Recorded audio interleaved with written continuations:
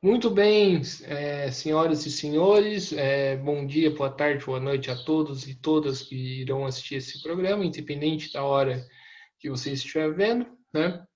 Meu nome é Guilherme, né? Quem está na linha de frente do programa, do canal do YouTube, programa Mesa de Debates, e hoje vai começar mais um Notícias Comentadas, né?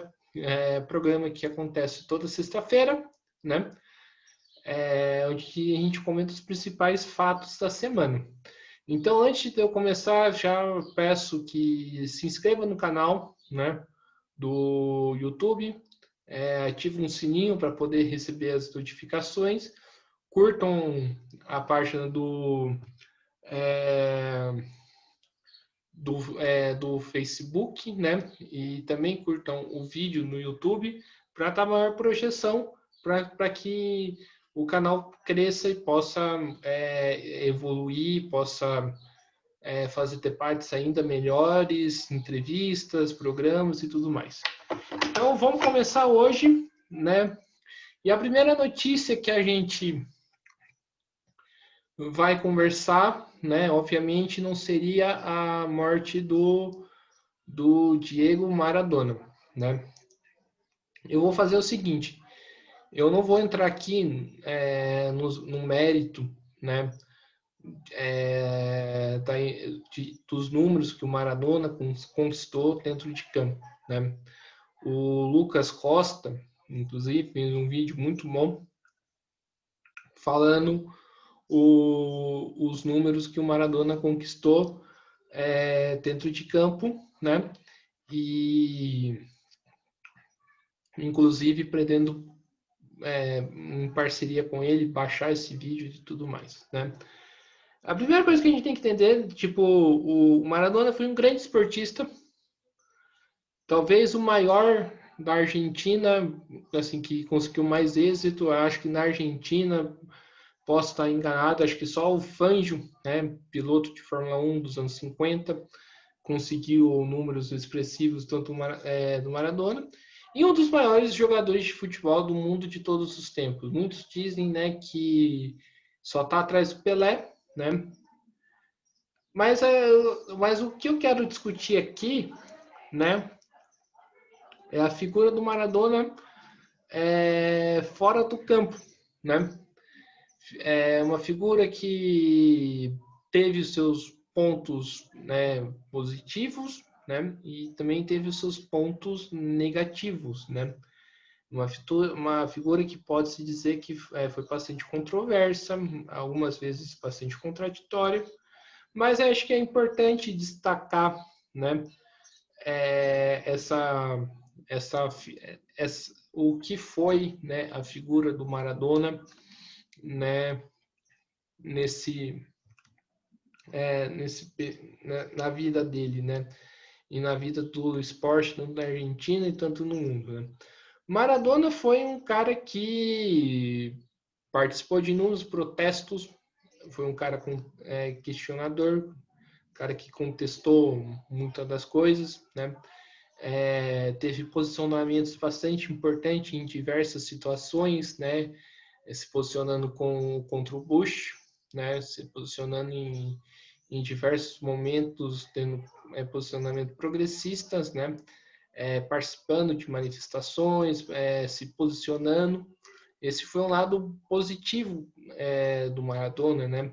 Que é muito fluxo não, eita, muito reflexo, né? Da época que o Maradona viveu, né? Foi uma época onde que os jogadores de futebol, né? Alguns jogadores tinham uma certa politização, né? Aqui no Brasil, né? Quase do mesmo período, né? A gente pode citar aqui o Sócrates, né? Que jogava no Corinthians, outros jogadores, como por exemplo o próprio Casagrande, né?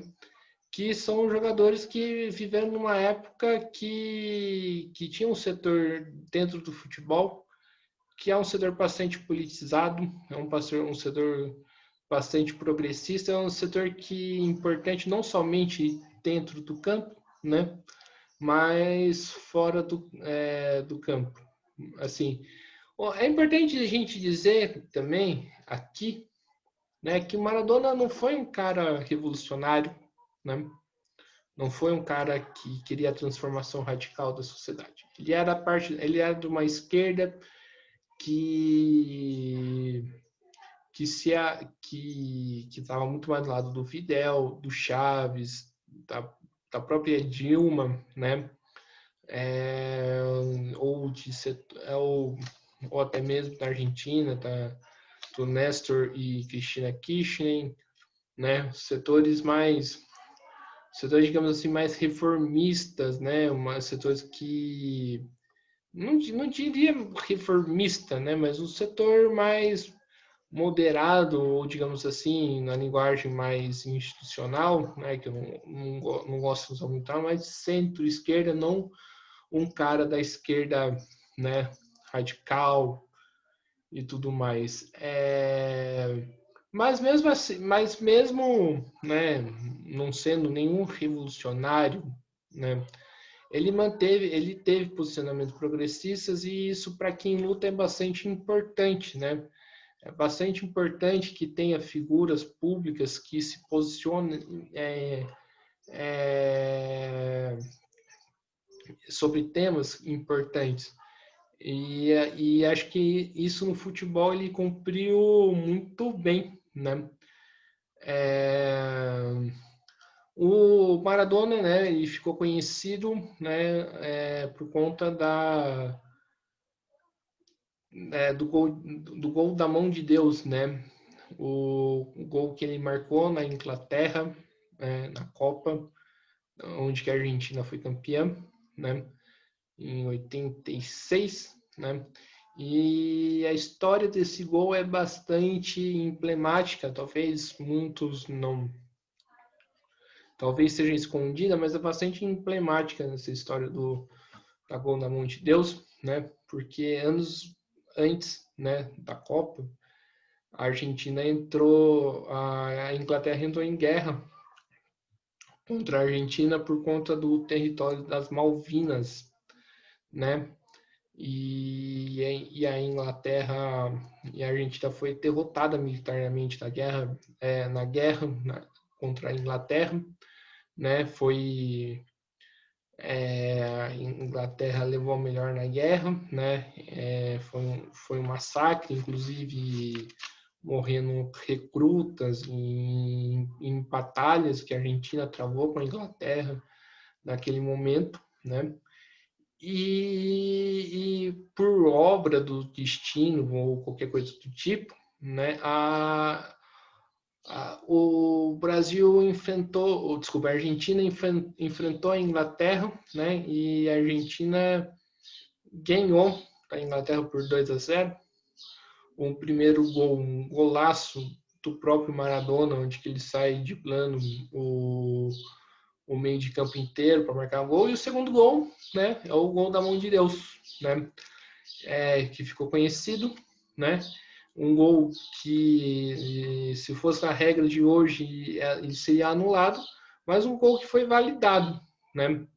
E isso simbolicamente, por que esse gol é tão importante, é tão falado? Porque simbolicamente representou, né, uma vingança do próprio Maradona, né, contra a Inglaterra, né? Tipo, obviamente que um gol de uma partida de futebol é óbvio que não substitui, né, um estrago feito de uma guerra, mas assim de maneira simbólica o Maradona que se vinga na Inglaterra dizendo que vocês declararam guerra contra o meu país, então eu vou marcar um gol de mão no jogo contra o seu país e vou eliminar vocês na principal competição de futebol no mundo, né? Obviamente, né, que a morte, né, do Maradona, causou bastante comoção popular, né? As pessoas saíram nas ruas, lamentar, chorar, cantar, né? Para essa figura que ficou tão conhecida, né? No meio do futebol, né? E inclusive, né? Ontem parece que teve repressão nesses atos, digamos assim, para lembrar da memória do Maradona. Vale lembrar que nem a pandemia, né, o Covid-19 segurou os argentinos, né, de saírem às ruas, prestarem suas homenagens. Foi algo bastante grande, né? Não sei, mas assim, tenho para mim que aqui a última comoção desse tipo na Argentina, aqui no Brasil, para algum esportista, foi na morte do Ayrton Senna, em 94, naquele acidente que ele sofreu na corrida de San Marino, né? Para se ver a importância que esse jogador teve para o país, né? Tanto é que ele é visto como um deus, né? Parece que existe até igrejas para idolatrar o Maradona e tudo mais. O que acontece? Isso é uma discussão importante, né? Inclusive para o próprio futebol, porque aqui no Brasil a gente percebe que a gente tem uma falta de identificação do povo brasileiro com os jogadores do Brasil. A maioria dos jogadores do Brasil jogam no exterior. A seleção brasileira, tirando as eliminatórias, né, não tem costume de jogar aqui no Brasil, né? Joga-se, como diz muito bem o Francisco do canal do Estoque, joga-se no continente asiático, em qualquer outro lugar, mas não joga no Brasil. Isso vai e além das próprias barreiras que existem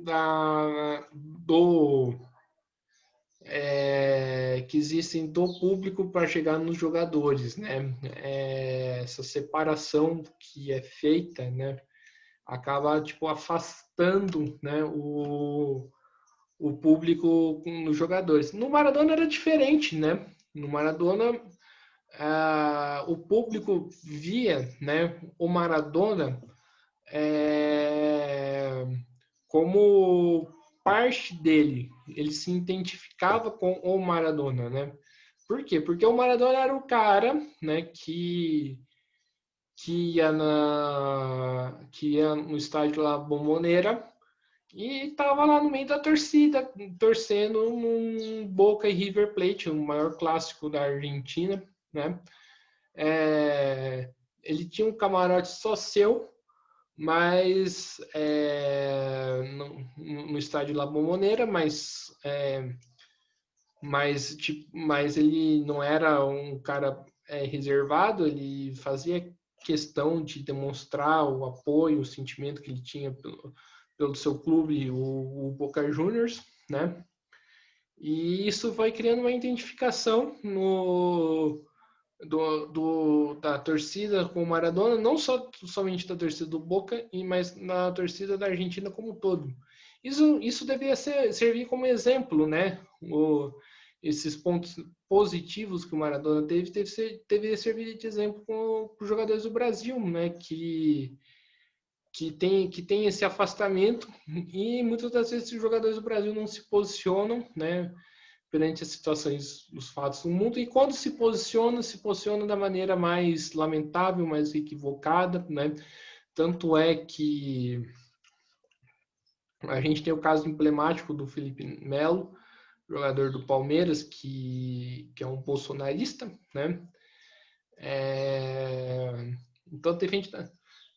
Então, o Maradona, os pontos positivos que o Maradona teve na sua vida deveria servir de exemplo. Agora, infelizmente, vamos falar dos pontos negativos, né, que o Maradona fez na sua vida, que não foram poucos, né? Lembrando aqui que eu não vou, lembrando aqui que quando eu falo pontos negativos, eu não estou falando, por exemplo, do problema histórico, né, que o Maradona teve na sua vida, que é com o problema de cocaína, porque quem aborda as coisas dessa maneira, né, obviamente que ele era um dependente químico, que ele era doente, que precisava se tratar, mas, né, mas enxergar essas coisas, tipo, mas assim, o que eu não quero fazer aqui é apontar o dedo para o Maradona por conta desses erros, porque eu sei que porque eu não sei porque infelizmente eu nunca passei por isso e nem pretendo passar, eu devo imaginar que a barra difícil que deve ser lidar com esses problemas de dependência química, dependência para a pessoa, com quanto que isso estraga a pessoa. Então, acho que a gente tem que tratar esse tema de uma maneira mais sério do que vem sendo tratado, né? Infelizmente, né, as piadinhas contra o Maradona por ele ser dependente químico, por ter sido dependente de drogas, isso aconteceu, né?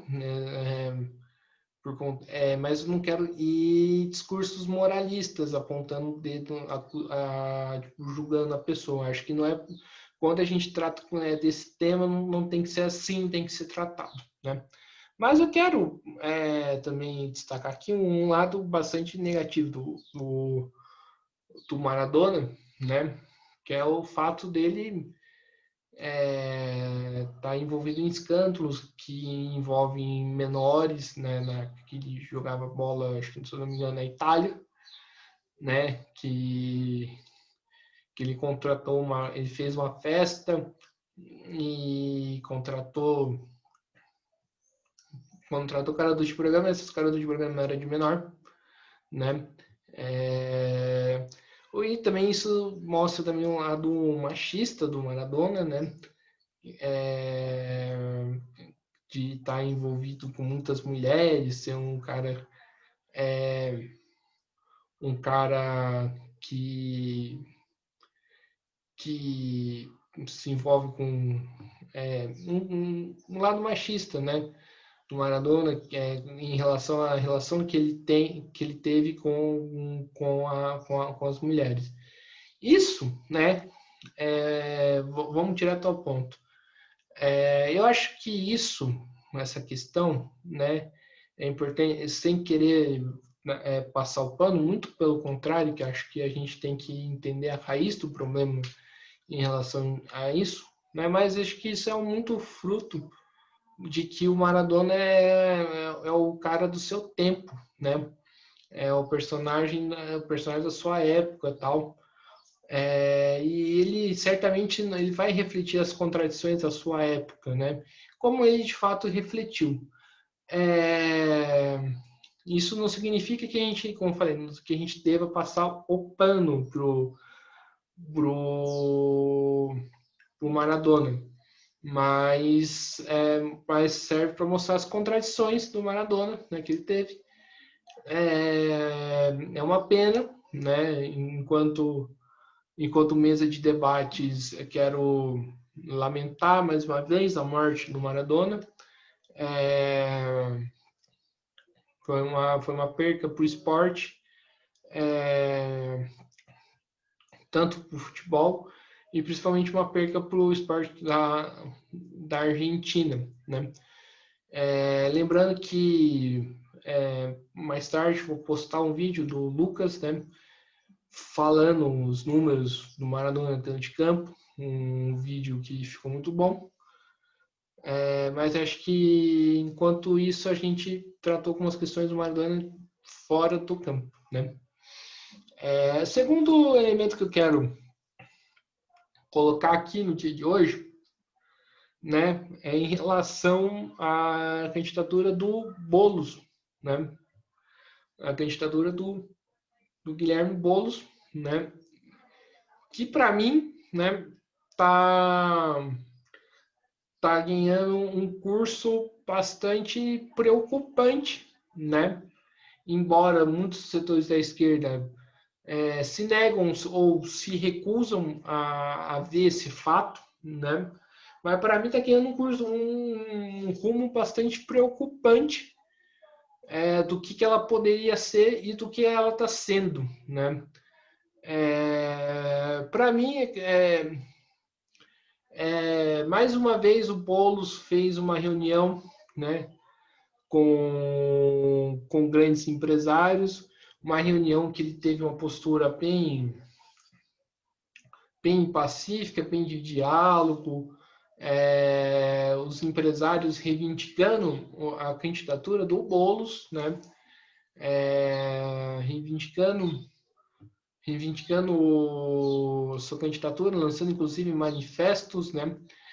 E isso é bastante preocupante, né? Porque quando um empresário dá um apoio, né? O empresário não está dando apoio porque, por exemplo, ele se interessa pela luta do MTST. Ele está dando o seu apoio porque ele vai ver que ele vai conseguir algo em troca naquele governo. Então, e o que o Boulos vem fazendo de cada vez mais mostrar que é um candidato não radical, que é um candidato palatável ao sistema, acaba contribuindo, né, para isso, né, contribuindo para uma candidatura que esteja a serviço do regime e não a serviço da luta de classes. É uma candidatura que não serve para os tempos atuais como hoje, né? Isso só mostra que, de um lado, que o pessoal está querendo ocupar o papel, né, que o PT vem cumprindo como um partido de contenção, né, dos movimentos sociais, dos movimentos de trabalhadores, como um partido da ordem, né, para tentar conter digamos assim, as aspirações das massas, as reivindicações das massas e tudo mais. Lembrando que a gente está num momento de crise econômica, né? Um momento onde que a população uma hora vai se revoltar, vai sair nas ruas, vai protestar e ter essa contenção, né? Ter essa contenção para a classe dominante é importante e o pessoal vai acabar cumprindo o papel de ser essa contenção. É tudo que a esquerda, é tudo que os trabalhadores, é tudo que as pessoas que lutam por uma sociedade emancipatória, né, não precisam nesse momento. Infelizmente, né, a gente vê muitos setores do pessoal se negando a fazer a autocrítica, se negando a perceber esse problema, se negando a travar uma luta política, inclusive dentro do partido, né, que mude esse rumo, né? Então tá todo mundo, a sensação que eu tenho, né? Tá todo mundo unido indo para bancarrota, tá todo mundo unido no abismo sem as pessoas enxergarem que o abismo tá ali, que o tombo vai ser feio. O tombo vai ser bastante complicado. Lembrando que também tem essa frente ampla com partidos da ordem, partidos no linguajar marxista, partidos da burguesia, estamos falando do PTT, né, que está reprimindo as manifestações no Amapá, porque a população está sem luz, né? Estamos falando da rede do Itaú, né, da Marina Silva, que é uma aliada do Itaú, E também estamos falando do PT e do PCdoB, que se aliaram em inúmeras cidades com os partidos de extrema-direita, como o PSL. Então, esse rumo que o pessoal vem tendo é muito prejudicial. E o pessoal, é importante dizer que é um caminho que não está acontecendo só agora, é um caminho que já vem sendo trilhado já faz algum tempo, né? Nessas eleições a gente viu, por exemplo, em lugares como Santo André, que o pessoal já fez a aliança com a rede já no primeiro turno, né? Já fez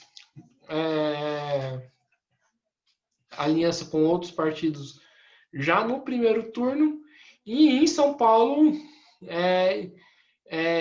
essas alianças estão ficando cada vez mais claras, estão ficando cada vez mais evidentes, né? Isso é um erro porque essas alianças não vão agregar em absolutamente nada ao pessoal, em absolutamente nada ao pessoal. Não tem nenhum motivo justificável que o pessoal faça alianças com esses partidos. Ah, mas tem o coeficiente eleitoral, tem a base desses partidos. Se a gente for pegar, por exemplo, a base da rede, né? A candidata da rede ganhou 1% de voto. 1% de voto que a rede ganhou não vai alterar, né, as eleições. A candidatura da Marina Hello, né, foi uma candidatura bastante irrelevante, não vai acrescentar nada nas eleições, né? Só para a gente ter uma clareza, assim, inclusive, né, é importante destacar porque, assim, se a candidatura do Boulos chegou onde chegou, parte responsável dessa candidatura foi a própria militância que esteve nas ruas, não foi a coligação com os partidos da ordem, né? Não foi, essas coligações não vão trazer absolutamente nada, nada, tanto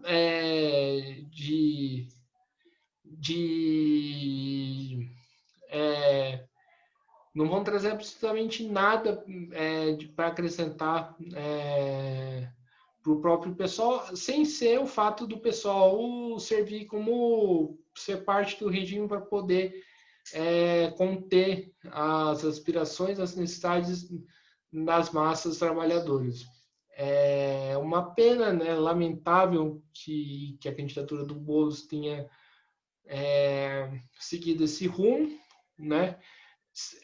Seria uma candidatura para a candidatura do Boulos deveria estar a serviço da luta de classe, deveria estar a serviço de organizar essas lutas, organizar essas batalhas contra os próximos desafios que virão, que vão ser desafios tanto para a esquerda brasileira, tanto para os trabalhadores, vão ser desafios assim, gigantescos, porque a gente vai vir de uma crise que é maior da crise de 29, ao contrário do que os analistas do governo estão dizendo, a crise, a recessão do Brasil está chegando em números preocupantes. A gente vê o arroz subindo, a gente vê a cesta básica custando mais de R$ 1.000, né? E certamente vai ter luta. E as eleições deveriam ser um momento para a gente discutir, organizar, preparar já essas lutas. E o pessoal não vem fazendo isso. O pessoal está perdendo a oportunidade de ser uma alternativa para organizar essas lutas. O pessoal claramente, né, preferiu seguir o caminho da conciliação, um caminho, né, que não deu certo para o PT e que também não vai dar certo para o pessoal. E quem paga tudo isso, né? Quem paga por esses erros, né? É importante falar, é a própria esquerda. É a própria esquerda que fica desacreditada por conta do PT e a própria esquerda que vai ficar desacreditada por conta do erro grotesco que o pessoal está cometendo, né? É, é importante falar isso, né? A gente teve uma live ontem, inclusive, com uma militante do pessoal da corrente Movimento da Esquerda Socialista, que a gente debateu um pouco em relação a essa questão. Vamos ter uma live com outra militante do pessoal que já esteve aqui em outros momentos para poder conversar, né? E a live que seria hoje, logo menos, né, às 18 horas, foi remarcada para terça-feira. É uma live sobre a FIT, sobre a Frente de Esquerda, onde que a gente onde eu quero debater junto com a convidada Marie o que seria uma real alternativa de esquerda para os trabalhadores. Para mim, a FIT da Argentina cumpre esse papel e deveria servir de exemplo para a esquerda brasileira, né? Continuando falando de eleições de São Paulo, mas assim de forma geral, a gente pôde ver que o Bruno Covas mantém à frente da candidatura do Guilherme Boulos. O Boulos deu uma aumentada, mas não conseguiu, diferentemente do que aconteceu no primeiro turno, não conseguiu ultrapassar, né, o Covas. O Covas continua na frente, o Boulos segue encostado.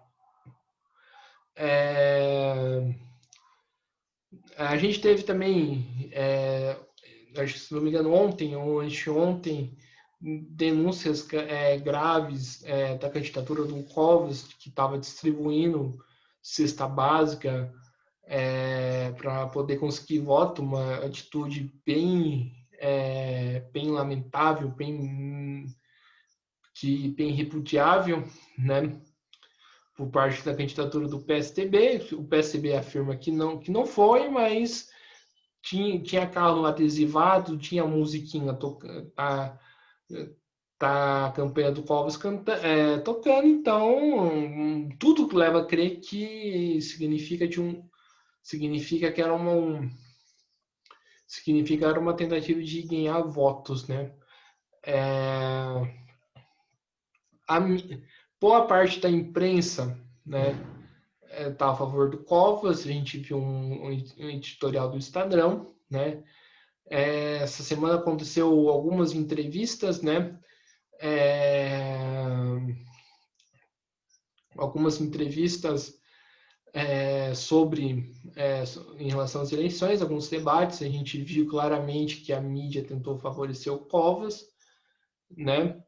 A gente tem denúncias de corrupção em relação ao vice, envolvendo as creches. Ao meu ver, a tendência é que o Covas ganhe. A tendência é que o Covas leve as eleições, até porque a gente está 2 dias. A gente está 2 dias das eleições e não está havendo nenhuma mudança significativa em relação a ela, né? Mas eu acho que mesmo o Covas ganhando as eleições, talvez possa, no segundo momento, ter uma reviravolta entre hoje e amanhã que faça o Covas perder essas eleições, mas a tendência é que o Covas ganhe, mas com uma oposição forte ao seu governo. Mas, como eu falei, para ter uma oposição forte a um governo de direita ao Covas, precisaria de ter uma esquerda que organize de fato a luta, algo que o pessoal não vem cumprindo esse papel hoje, né? Agora vamos falar um pouco, né, mais uma vez, de Covid, né? Mas eu quero só passar alguns elementos, né? Porque como a gente está fazendo essa discussão quase toda semana, porque é um tema permanente até que ele se encerre, a gente está vendo um aumento de casos, né, no Brasil, né, novamente. A gente já está numa diminuída, mas está aumentando de novo. Isso mostra que existe uma segunda onda vindo para cá, né, fazendo com que os números de mortes e de contaminados voltem, né? Lembrando que a gente tem a falta de testes, né? E por conta dessa falta de testes, está acontecendo mais uma vez algo que aconteceu na dita primeira onda do Covid, que é, né, o que é os casos de problemas respiratórios, né, de mortes de problemas respiratórios que aumentaram brutalmente, mas como não se tem teste, não se sabe se é Covid ou não. 2 capitais aumentaram os casos e, né, a gente fica, o país, para poder sair dessa, fica à mercê da vacina, porque se depender do governo federal e também dos governos estaduais, a gente não tem prazo para sair, né? Hoje eu estava conversando com uma amiga minha, né, acompanhando inclusive os treinos livres da Fórmula 1, né, ela dizia que a tendência era isso mesmo, que os governos não fazem nada para poder reverter a situação, e de um lado ela está certa em relação a isso, né. Então, pessoal, é isso a programação de hoje, né? Muito obrigado quem assistiu esse vídeo. Não se esqueçam de dar a curtida no YouTube, se inscrever no canal do YouTube, curtir a página do Facebook e também curtir a página do Instagram, né? Para poder fortalecer. Hoje vai ter uma entrevista com uma cedo do PCB, onde que a gente também vai discutir essa questão da candidatura do Guilherme Boulos, uma vez que o PCB faz parte da coligação. E semana que vem, se essa semana, infelizmente, não, algumas entrevistas precisaram ser remarcadas, semana que vem iremos ter bastante entrevistas, vão ter oportunidade de fazer bastante discussões. Então fiquem ligados, né, que de segunda até quinta vai ter entrevistas, sexta vai ter o programa Notícias Comentadas, e lembrando que no domingo vou fazer uma análise prévia sobre as eleições municipais de São Paulo, do Rio de Janeiro e de Porto Alegre. Então é isso, pessoal. Muito obrigado e até a próxima. Fui!